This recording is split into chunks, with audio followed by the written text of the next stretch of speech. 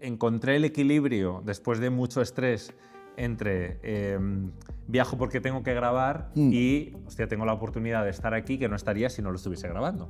Entonces he encontrado como mucho confort en el decir, tengo que trabajar, sí, pero mira cuál es tu oficina de hoy, ¿no? En medio de Estás obligado, pero vas a un paraíso. me han ofrecido mucho dinero por hacer cosas que yo no quería hacer. Y yo, igual que te decía antes, que los creadores de contenido, hoy estamos aquí, mañana quién sabe, pues creo que lo que nos queda de verdad es nuestra credibilidad. A lo mejor te dicen en un mensaje, no sé, hay gente que asume que yo voto a determinados partidos, entonces Sí. es socialista de mierda, no sé qué, y en la siguiente respuesta es, eres un crack, qué buen contenido, el mejor.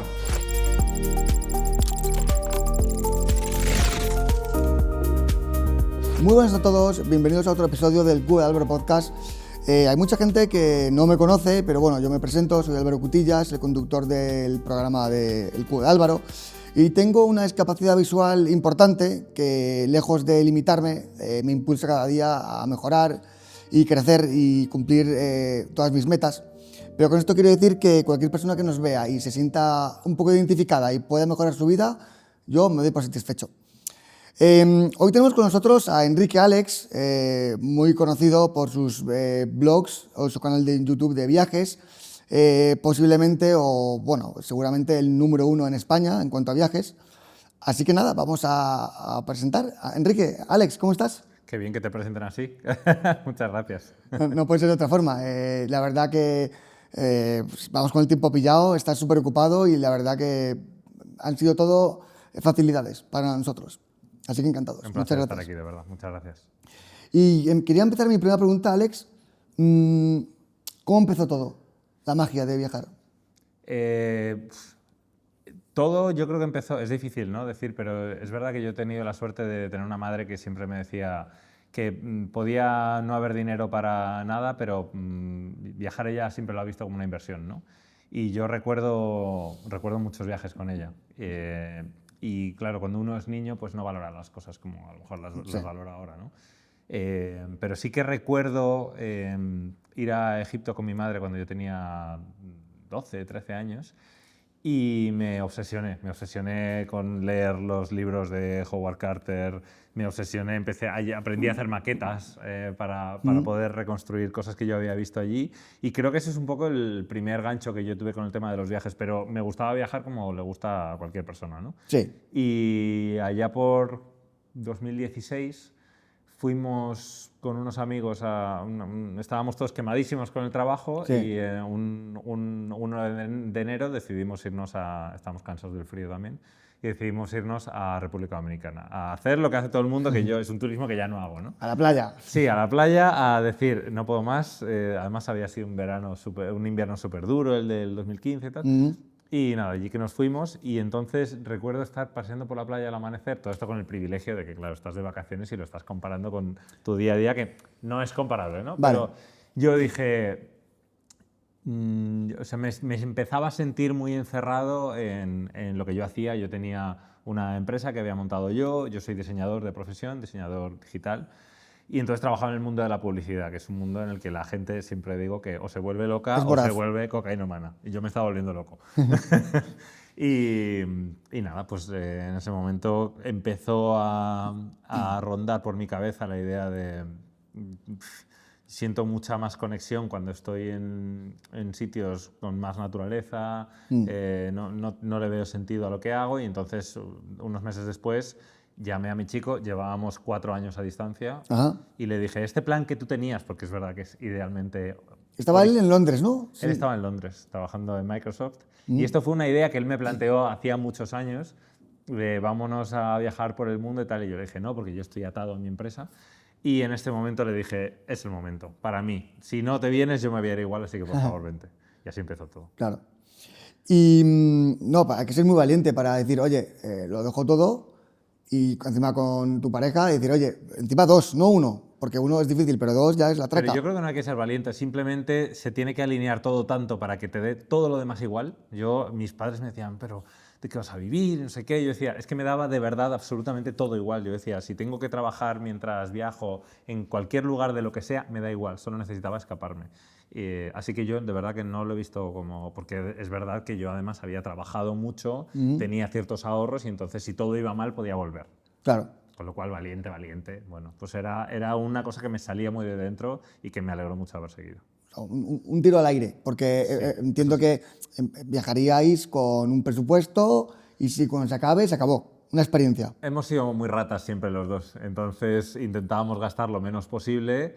Pues recuerdo en Filipinas pasar noches en hoteles de 4 euros sin techo en la habitación, con cucarachas. Madre mía. Pero pues ahora que voy a casi cumplir, hostia, el año que viene cumplo 40 años, pues ya... Yo tengo 40, pues, del 85. Pues ya sabes, yo soy del 87. Igual ya no repetiría eso, pero era tanto la decisión que teníamos que pues decíamos, bueno, vamos a gastar lo menos posible y vamos a ver, porque no teníamos ni plan de vuelta ni nada. Iban a ser 6 meses que acabaron siendo 906 días, lo llevo aquí tatuado, 2 años y medio, y eso fue para mí el principio de todo. O sea, 2 años y medio sin volver a España. Sin volver. A lo loco. Volvimos una vez porque se casaba mi mejor amiga y fíjate lo que son las cosas. Yo pues tenía un problema en la lumbar, pero pues la cabeza es así, la cabeza me decía, no, ya se pasará.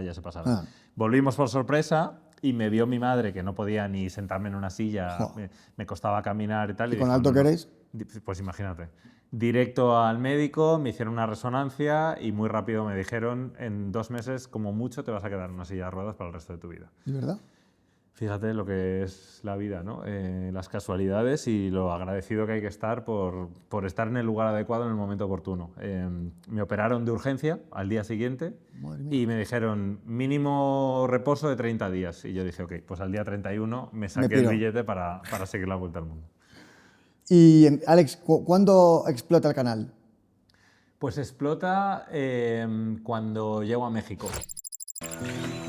El estado de Yucatán alberga buena parte de los tesoros naturales, culturales y gastronómicos de México, y aún así está lleno de lugares que pasan desapercibidos para la mayoría. Ciudades mayas en medio de la selva, defensores de sus pulmones naturales, trocitos del paraíso en la tierra. Bienvenidos a uno de mis lugares favoritos del mundo. Bienvenidos de vuelta a México, el país que más veces he documentado en este canal. En este viaje estoy haciendo muchas más paradas aparte de... Porque nosotros empezamos Japón, Hong Kong, Filipinas, Tailandia, Malasia, Singapur, Australia, Nueva Zelanda, Hawái y de ahí, bueno, volvimos a Japón. O sea, cruzamos el Atlántico, la línea esta de la muerte, vale. ¿no? de los relojitos, ¿no? Sí. Bueno, pues fuimos a Japón, un jet lag de la leche, porque mi madre iba a Japón y ella no sabía que yo iba a estar ahí. Yo le mandaba la ubicación desde México mintiéndole diciendo... Vale, sí, no vas a ver. No, y de repente aterrizó y ahí estaba yo. Qué cruel eres, ¿eh? No, o sea, es uno de los recuerdos más felices que tenemos. Ella, de hecho, pensaba que yo era un fantasma porque venía con el jet lag del avión. Y nada, de ahí sí fuimos a México y claro, empezar a hacer vídeos de un país que habla tu idioma y que además está muy acostumbrado al agravio comparativo con Estados Unidos y a que lleguen los turistas solo para quejarse de lo picante que es la comida. Y a mí siempre me ha gustado viajar con respeto y primero aprender y después, si tengo una opinión, decirla, pero una opinión informada. Con respeto. Claro. Pues la verdad es que funcionó muy bien. Yo además con México siento muchísima conexión personal. También intento ir todos los años. Y nada, ahí empezó. Ahí yo empecé a entender, bueno, esto a lo mejor se puede convertir en algo, ¿no? Claro. De ahí seguimos, o sea, nuestro viaje fue principalmente Asia y Latinoamérica. Y bueno, pues ahí fue donde empezó toda la cosa grande. Después volví a España, seguí creando vídeos y ahora mi audiencia es principalmente de España, pero también de otros países. Sí. Y dices, ahí va, es que esto me está dando para vivir, puede tener tintes de ser mi profesión y no lo he buscado. No, de verdad que yo no lo busqué. Yo tenía amigos que eran youtubers aquí en Madrid y para mí era, pues, voy a aprovechar esta oportunidad para poder documentarlo y hacer vídeos, porque el día de mañana seguro que quiero poder verlo cuando sea viejito, ¿no? Claro. Y incluso cuando la cosa estaba creciendo y salían algunas campañas, yo decía, mira qué bien, me pagan un poquito, por poder... Y yo me lo tomaba como un trabajo, pero un trabajo para mí, de verdad. Y de hecho me lo sigo tomando así.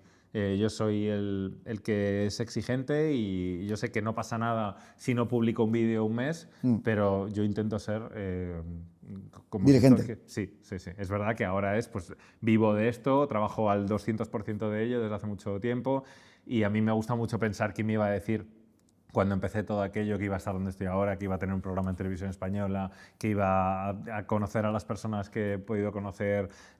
Todas las oportunidades que he tenido, yo de verdad las considero un regalo y además creo que en redes sociales, pues un día estás aquí y otro día estás abajo. Como en la vida. Sí, total.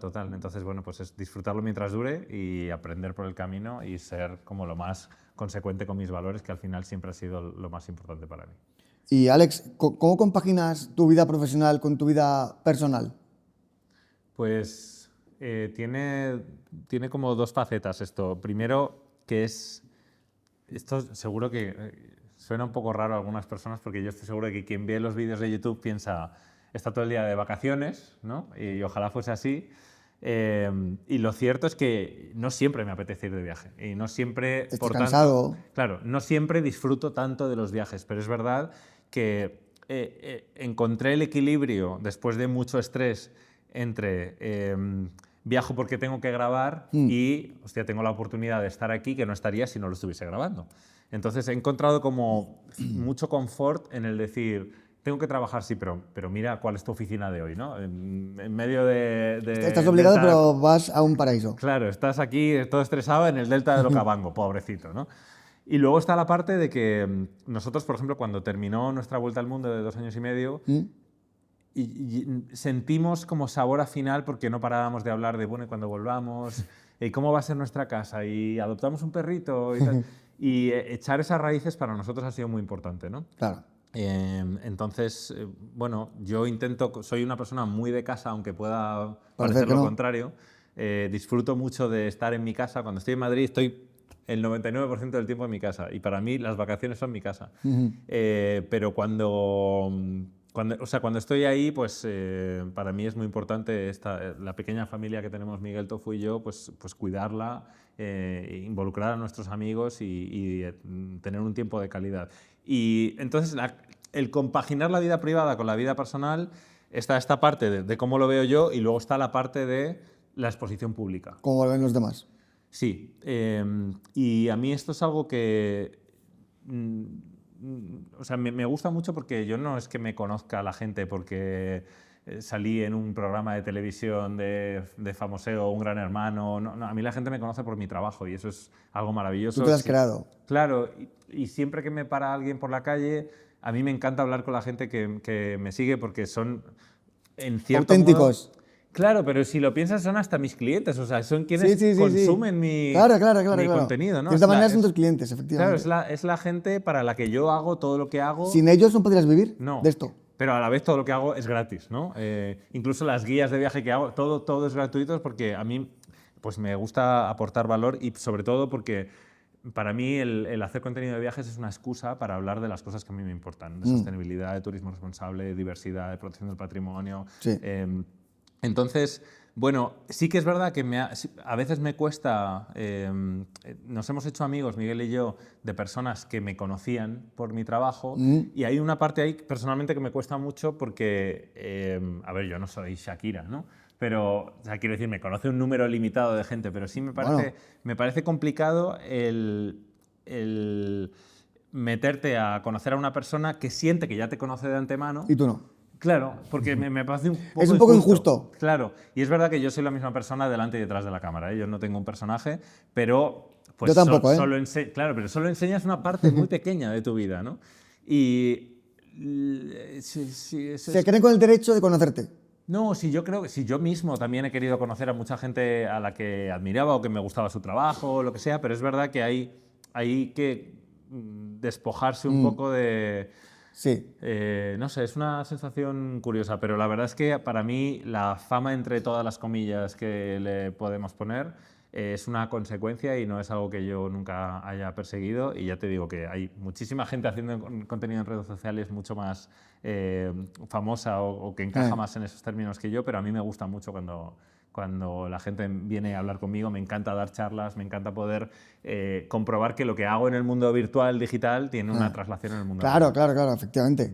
Hay mucha gente que, bueno, pues que hace proyectos ahora en redes sociales, en internet, solo exclusivamente por una cosa, por dinero.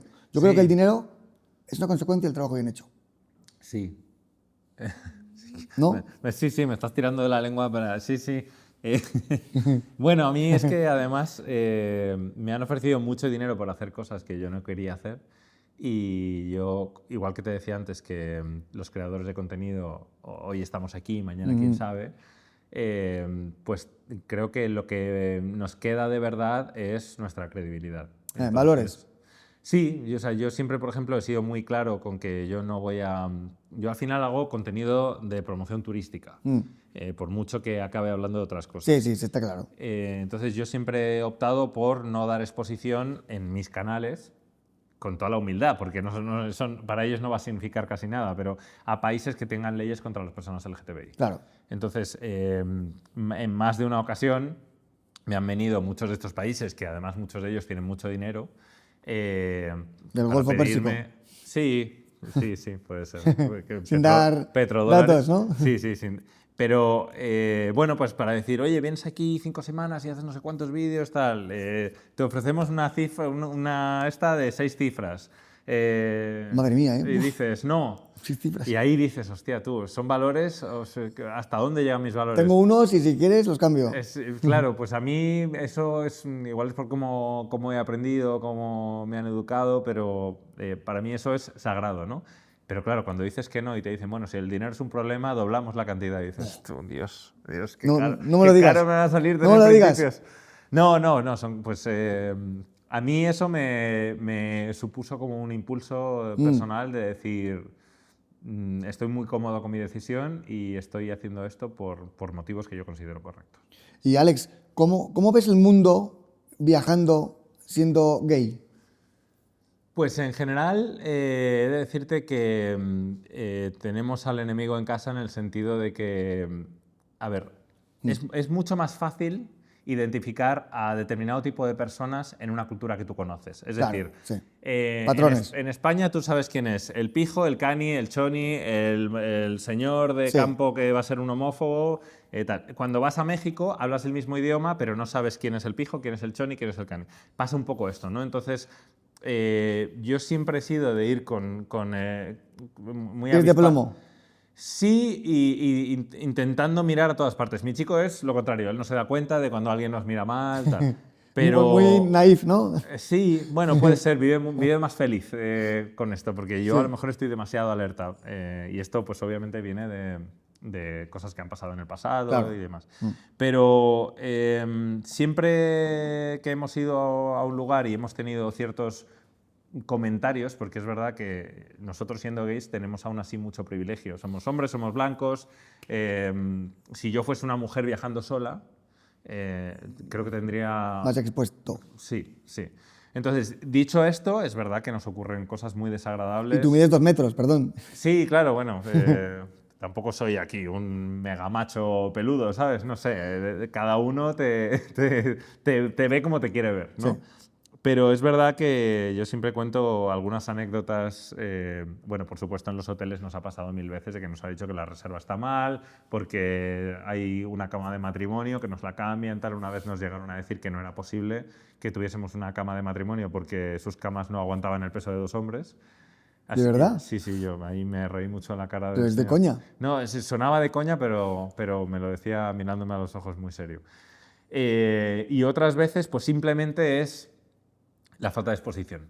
A mí me pasa que, por ejemplo, haciendo contenido en países de Latinoamérica en los que tradicionalmente no ha existido tanta exposición de personas no normativas, me seguían familias enteras que pensaban que éramos amigos o incluso hermanos. Una vez nos dijeron por ahí padre e hijo y siempre hacemos la broma de quién será el padre y quién será el hijo, ¿no?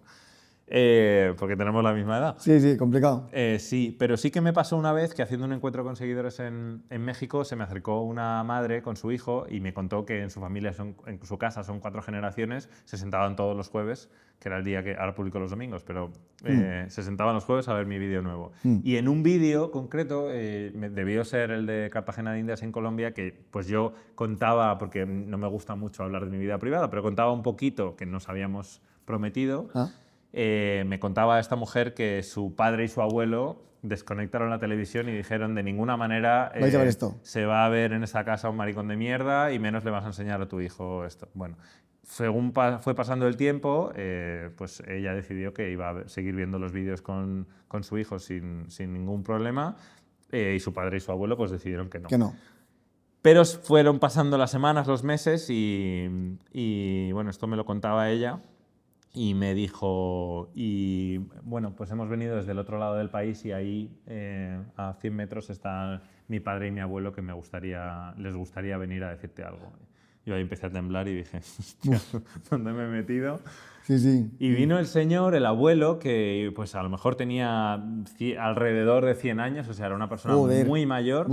Y me dijo una cosa que yo cuando la cuento, tengo que contar que la cuento con muchísima humildad, pero que a mí me hizo entender muchas cosas del alcance que pueden tener las cosas en Internet y en redes sociales. Y dijo, gracias a lo que tú haces me voy a morir siendo una persona mejor. ¿En serio? Qué bonito. Y cada vez que lo cuento se me ponen los pelos de punta. Qué bonito, porque, tío. Digo, pues mira, ya ha servido de algo, ¿no? Más vale tarde que nunca. Sí, y al final pues todos crecemos con muchísimos prejuicios culturales, sociales, económicos, pensando que las personas diferentes a nosotros son una lista de cosas. Incluso peor. O peor, sí. Y a veces está bien que una parte de ese espectro sea esa lista de cosas y otros no necesariamente la son, ¿no? Así que bueno, la exposición en redes sociales tiene la parte negativa que te decía antes, pero también tiene la parte positiva de gota a gota, porque obviamente pues, yo no pienso convencer a nadie de que hay que ser un turista más responsable o consumir menos productos animales. Claro.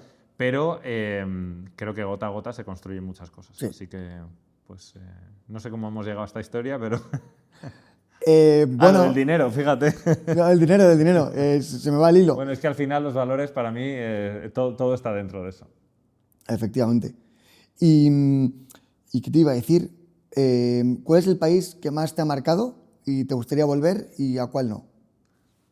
Aquí a mí solo hay un país al que no me gusta volver. A todos los demás vuelvo y volveré y pienso... ¿A Francia?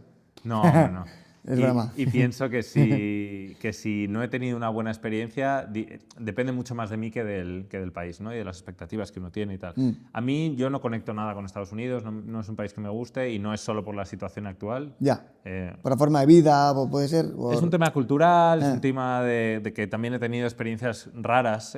Nosotros, siendo del sur de Europa, cuando decimos las cosas, realmente las decimos porque las creemos. Si tú invitas a alguien a su casa es... Porque quieres, sí. No porque sientes la obligación de tener que decirlo y luego aceptas la invitación de esa persona de Estados Unidos, que por favor no estoy generalizando y no estoy diciendo, es solo mi experiencia. Pero es tu opinión. Es mi opinión, son las experiencias que he tenido. Llegas y les ves incómodos, que te cagas y dices, no querías que yo estuviese aquí, ¿por qué me invitas? ¿No? Claro.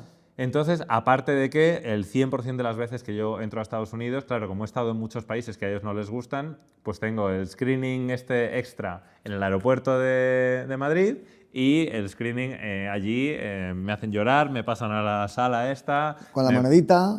Sí, no, tremendo. De hecho, mi pasaje siempre tiene como un código muy especial, como un prefijo, que yo no sabía lo que era, pero significa que estás fichado y que por haber estado en Cuba, por haber estado en Venezuela o exacto, Rusia, yo qué sé. En Corea Rusia del Norte. En concreto no, pero sí, hay muchos países que a ellos no les gustan, en los que yo he estado por trabajo y pues ya está. Entonces, todo esto es unido, digo, habiendo tantos lugares, bueno, prefiero otro. Por lo demás, dicho esto, seguro que vuelvo a Estados Unidos en algún momento, ¿no? O sea, que hay muchas oportunidades y que yo no quiero ser la persona que diga que un país es... Porque ningún país es perfecto, pero de todos podemos aprender algo, ¿no? Y Estados Unidos pues, también ha dado sus cosas buenas al mundo. Pero sí que a mí hay países que me llegan más por mi manera de ser, ¿no? Me pasa que conecto muchísimo con México, me pasa que conecto muchísimo con Japón, pero también he conectado muchísimo con Chile, con Argentina, con China. Es como difícil decirte un país. Es un feeling, no es cultural. Sí, y me ha pasado, diciéndote tantas cosas buenas de México, la primera vez que yo fui a México, a Ciudad de México, me sobrepasó, no lo entendía y no veía el momento de irme. Y después de la Ciudad de México empecé a viajar por el país y pensé, no he entendido la Ciudad de México y tengo que volver. Y la segunda vez que volví a la Ciudad de México, que es una ciudad igual que Bangkok, con muchísimos contrastes, Finlandia. que de una calle a otra puedes tener una experiencia totalmente distinta, me quedé en un sitio un poco más tranquilo y wow, de repente dije yo quiero vivir aquí, ¿no? Así que bueno, pues por eso te digo que depende mucho más de uno y de las expectativas y de los prejuicios y de todas las cosas, la imagen mental que tenemos, Claro. que del sitio en sí. Y chicos, hablando de México, el 29% de nuestra audiencia es de México. O sea que un beso para México porque sois un 10. Viva México. Viva México. Yo estoy enamorado de México, la verdad. Y no es peloteo. No. Es fácil estarlo, ¿eh? Es fácil, es fácil. Y siendo vegano, ¿es complicado viajar por el mundo y estar a gusto? Pues mira, concretamente la Ciudad de México es uno de mis paraísos. Es increíble la cantidad de taquerías veganas que hay por la calle. En la esquina de Chiapas con Manzanillo, si alguna vez vas, hay una taquería que se llama Por Siempre Vegana, que yo llevo ahí a mis amigos mexicanos que no son veganos y alucinan. En China es muy fácil.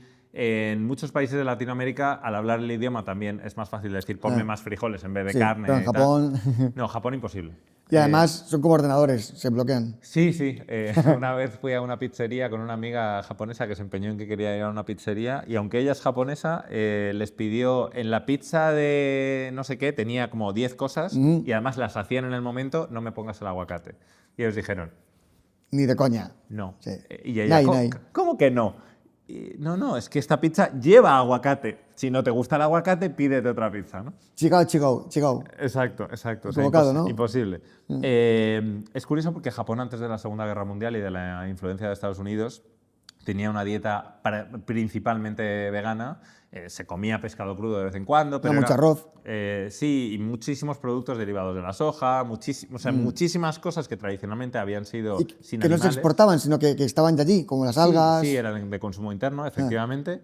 Y bueno, pues la Segunda Guerra Mundial cambió mucho todo, se introdujo el cerdo en todas partes. Influencia americana. Sí, como ves, no es mi cultura favorita. Pero en Japón sí. Sí, Japón es... Tonkatsu. Japón es un país muy también llenísimo de contrastes. Y lo que uno ve si lo visita 10 días versus lo que uno ve, Es que en 10 días, es que en 10 días no puedes ver nada. No puedes ver nada. Ni te enteras de qué está pasando. Claro, y de hecho nosotros cuando empezamos la vuelta al mundo la empezamos precisamente por Japón, estuvimos ahí 3 meses y a los 3 meses yo sentía que podía empezar a rascar de la superficie, ¿no? De lo que es de verdad Japón, cuál es el papel de la mujer, cuál es el rol de los diferentes De tipos los salaryman, personas. incluso, o sea... Sí, o sea, es una sociedad muy compleja, que tradicionalmente ha estado muy cerrada, ha mirado mucho hacia el interior y es muy celosa de las cosas que no son japonesas. Muy nacionalistas. Muy nacionalistas, en China también. Entonces es como muy complicado, pero a mí no me gusta ir, por ejemplo, a India a decir todos estos prejuicios que todo el mundo tenemos de los indios son verdad porque mira no sé qué. Son los cerdos, son no sé qué, son no sé cuántos. Claro, y si viajas así te puedes convencer de una cosa y de la contraria, ¿no? Claro. Así que bueno, yo incluso cuando lo he pasado mal, como puede ser en el caso de India, que creo que no hay viaje a India fácil, intento entender que estoy ahí de paso y que no es mi sitio, o sea que yo voy ahí a intentar aprender. A documentar. A documentar y a aprender, de verdad. Claro. Y a llevarme algo. Sí, yo siento que ahora mismo soy una suma de piececitas de todas las cosas que he visto. Y hablando de viajar, ¿tú crees que hay una sobre-euforia de viajar, ver todo, hacer colas y no ver nada y llegar a casa reventado? Sí, yo tengo una opinión ahí como medio polémica, que alguna vez me han dicho que cómo puedo decir yo eso, pero creo que a lo mejor viajar no es... A ver, si alguien está viendo esto, que no le dé al pause después de esta frase y la desarrollo. Viajar no es para todo el mundo en el sentido de que este FOMO que existe de lo tengo que ver todo, tengo que ir a todas partes, tengo que hacer Me lo pierdo, 17.000 fotos, me lo pierdo, no significa nada, ¿no? Entonces, hay personas que pueden disfrutar muchísimo más de estar un día entero para ver un templo que otro tipo de persona ve en media hora. Y se va a llevar muchísimo más de esa experiencia. Entonces, este tipo de turismo consumista, capitalista, artificial, al final, pues es que toda la sociedad, al final, yo creo que está muy pervertida por este modelo de tenemos que consumir todo el rato. Ese tipo de viajes yo creo que no es para todo el mundo. Y también yo, fíjate, tengo a mucha gente que me sigue, mucha, al menos, a lo mejor no es mucha, pero es muy activa en decir, a mí no me gusta salir de mi casa, pero disfruto mucho de viajar a través de tus vídeos. Claro, y a lo claro, mejor claro. hay Es increíble ese para las pensamiento. claro, pero a lo mejor es suficiente con esto, ¿no? Hay personas Se dan que... por satisfechos. Sí, ¿cuántas personas has visto tú en un aeropuerto, familias estresadas, peleándose Buah, buah. antes de empezar el viaje? Sí. Dices, ¿tú por qué? En el avión morirán todos. Sí, y claro, cuando vuelven dice, ahora necesito vacaciones. Digo, entonces a lo mejor el viaje... No es necesario. O podría haber sido de otra manera, ¿no? Sí. Porque, bueno, pues también me he encontrado, estando en Gunayala, por ejemplo, las islas estas de Panamá, una familia de franceses, ella y él, con 4 bebés. Dios. Los bebés, claro, achicharrados debajo del sol, no entienden llorando, nada. berreando, los pobres, los padres, pasándolo fatal. Eso es un crimen, con perdón. Bueno, claro, yo pensaba, a lo mejor estas personas no tenían con quién dejar a esos bebés, pero entonces a lo mejor tampoco era el momento De viajar. porque no lo vas a disfrutar. O sea, ya ni siquiera digo de verdad por los demás, los bebés están pasándolo mal, tú estás pasándolo mal, pero, y no quiero hablar por esas personas porque no las conozco, ¿no? Pero siento que hay muchas personas que deciden viajar simplemente Por viajar. Por decir, este está en Tokio. o por este FOMO, que no hay una buena palabra en español para decirlo, pero es como este ansia Fiebre. de no me lo quiero perder, tengo que ir. Sí. Y a lo mejor no, o a lo mejor no en este momento, ¿no? Claro. Dicho esto, que yo entiendo que viniendo de mí suena como de este privilegiado que puede ir a cualquier lado. Bueno, pues yo también he ido a sitios que he pensado, pues igual no tenía que haber venido. Ya, pero como no todo el mundo puede pensar como nosotros, pues no Sí, podemos claro. hacer nada. Yo por eso doy mi punto de vista, intento no pontificar con nada, incluso con las cosas que para mí son valores fundamentales. Yo digo, este es mi punto de vista y está bien que existan otros puntos de vista. ¿Y haciendo lo que haces, sientes mucha presión o no? Infinita.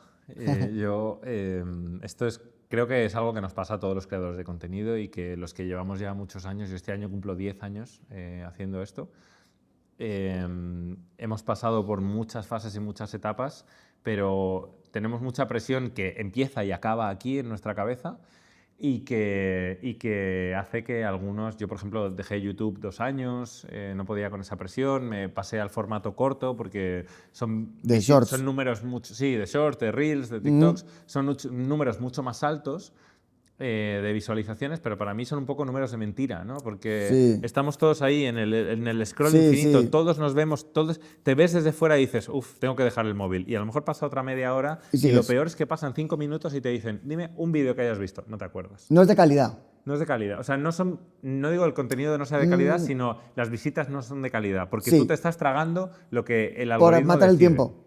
Claro. En YouTube, por ejemplo, que yo hago vídeos de 15, 20 minutos en YouTube, yo tengo un 75% de la gente que me ve que lo hace desde televisiones. Entonces, personas que han cogido el mando y han dicho, elijo ver esto. Yo en 50, ¿eh?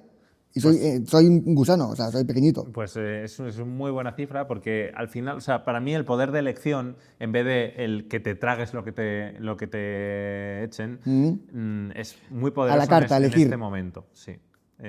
Sí.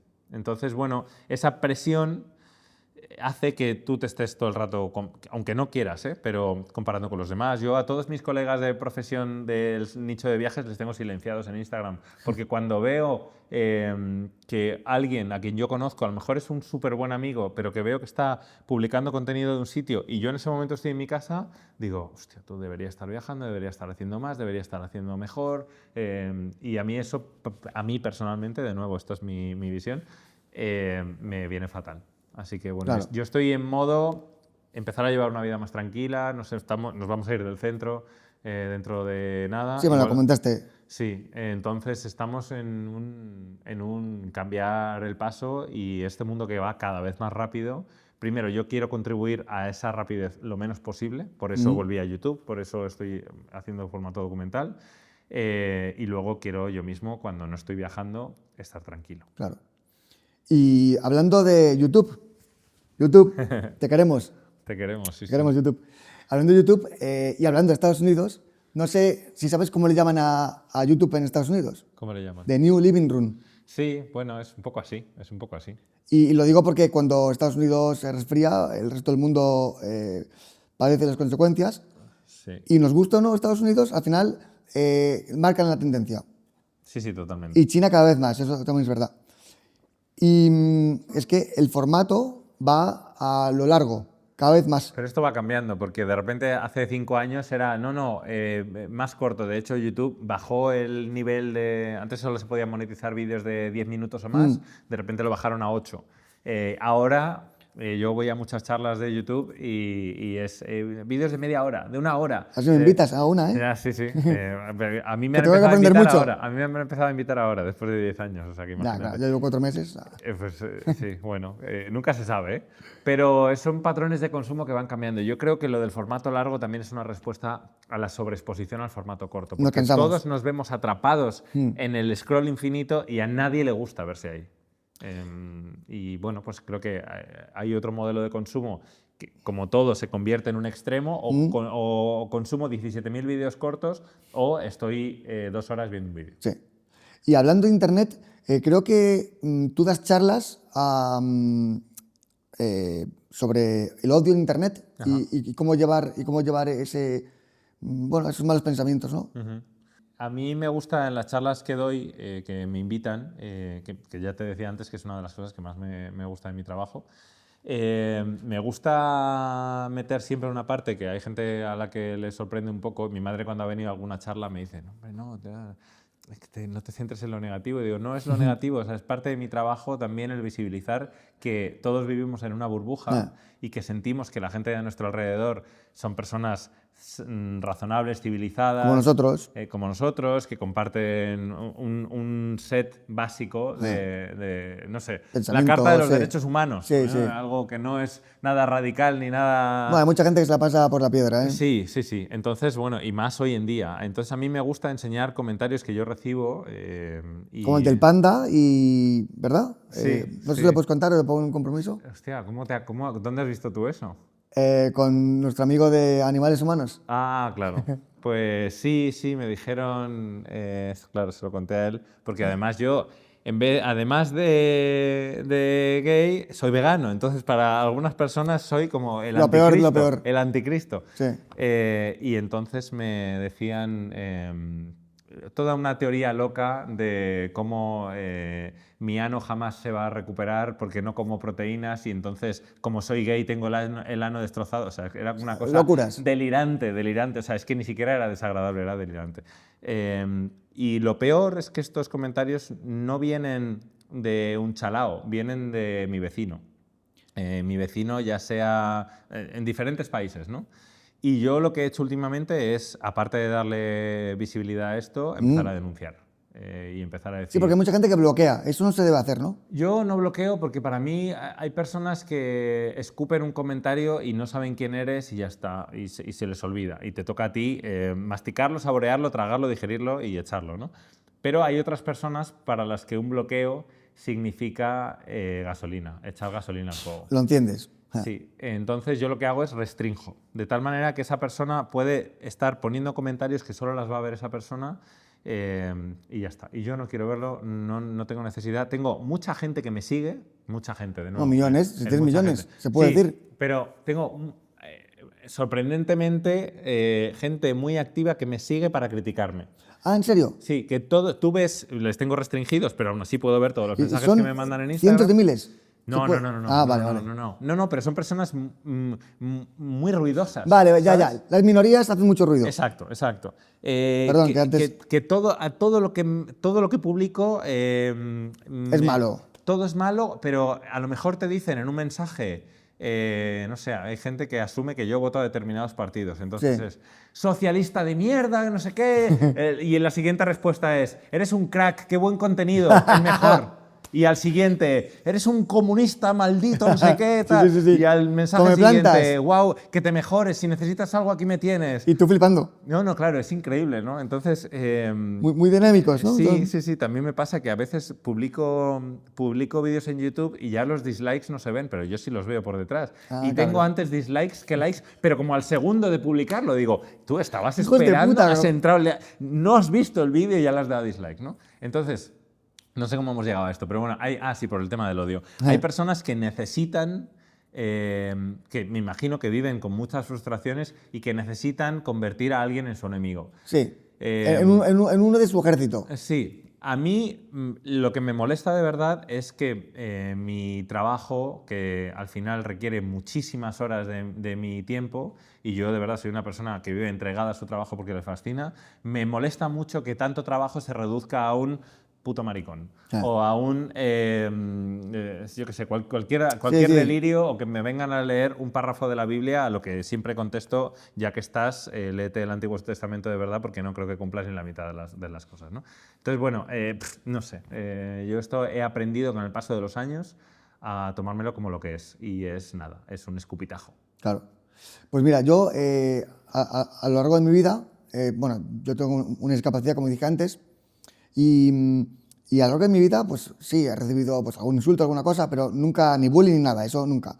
Y la verdad que nunca me sentí complejado, ojos locos o cualquier cosa. Nunca me sentí ni ofendido ni nada. Y a todos los invitados, desde hace un capítulo, que ya se lo presenté a Pipi Estrada, porque lo que quiero es darle un poco de visibilidad también a las personas con discapacidad. Y te preguntaría, ¿qué harías con tu vida si mañana te quedaras sin vista? ¿Sin vista? Pues mira, lo he pensado muchas veces, porque a mí es algo que me siento, joder, todo esto empezó, yo lo empecé a pensar por el tema que te decía antes de la operación, ¿no? La espalda. Sí, si yo me hubiese quedado, ahora volvemos a eso, pero yo pienso, si yo me hubiese quedado en una silla de ruedas, podría haber seguido viajando, pero tantas cosas que doy por Sentado. sentadas ahora serían Inviables. no sé si inviables, pero desde luego un gran Gran reto. foco en el que dedicar muchísimas energías que ahora ni me planteo, ¿no? Claro. Que yo creo que a todo el mundo le pasa que de repente tiene un esguince y dice, hostia, todo lo hago con este pie, o me duele, tengo una herida en el dedo, todo lo hago con este dedo. Sí. Si yo me quedase sin vista, pues la verdad es que no sé cómo podría actuar. Hace poco estuve trabajando con los hoteles Ilunion, que son hoteles... De la ONCE. Sí. Bueno, es del grupo ONCE, sí. Pero están hechos para que sean hoteles a los que podamos ir Inclusivos. todos, inclusivos, y que además muchas cosas adaptadas para personas con diferentes diversidades funcionales o con diferentes discapacidades acaban pareciendo como hospitales, ¿no? Como, Sí. Como sitios Muy fríos. Muy fríos Sí. y muy con barras de metal. Sí, y cosas. horribles. Entonces ellos están intentando lo contrario. Y yo estando allí hablaba con personas que tenían diferentes condiciones. Ajá. Y aprendí que bueno, pues las personas que no siempre lo habían tenido, sino que de repente pues, habían desarrollado una discapacidad por el motivo que fuese, les había hecho abrazar esa discapacidad y empezar a ver el mundo de otra forma. Claro. Y es muy... igual suena un poco tópico, pero es como muy impresionante para mí escuchar a una persona decir, esto no me va a definir, y si me va a definir va a ser para Etiquetas. bien. Claro, y si yo ahora no puedo ver, voy a agudizar todos mis sentidos de otra forma. Grabando el programa de televisión española, tuve la oportunidad de entrevistar a un guía de montaña en Navarra, en la selva de Irati, Koldo, que si está escuchando esto, pues le mando un abrazo, un tipo increíble. Y me contaba que durante la pandemia él pues seguía haciendo rutas por ahí, ¿no? Y hizo una ruta con una pareja invidente por allí, y entonces estaban caminando y había un arroyo como muy a lo lejos que ni se escuchaba, y entonces el señor se paró y le dijo, ¿dónde está el arroyo? Y este guía dijo, pero ¿cómo? No, por aquí estamos a menos de 300 metros de un arroyo, porque no sé qué, ¿Y porque lo tal. escuchaba? No, lo olía. Ah, lo olía. Con la mascarilla, ¿no? Y Joder. decía, hostia, tú, para que luego digan que la gente... Pues el ser humano es muy resiliente y además Se adapta a todo. todos nos acostumbramos a todo. Y yo esto es una cosa que he pensado muchas veces cuando, por ejemplo, de repente vivíamos 3 meses en Japón. Y todas las cosas que un día te llaman la atención, otro día ya ni las ves ni te das cuenta, ¿no? Claro. Y nos adaptamos Das muy por rápido hecho. a todo. Así que me imagino que, aunque pues si no has vivido toda la vida con ello, de repente lo tienes, al principio es un shock y es difícil de llevar, pues al final, con el apoyo de los demás, y yo creo que además, por suerte, vivimos en una sociedad que a las personas con discapacidad cada vez se les entiende un poco más o se les presta un poco más de atención, aunque falta muchísimo por hacer.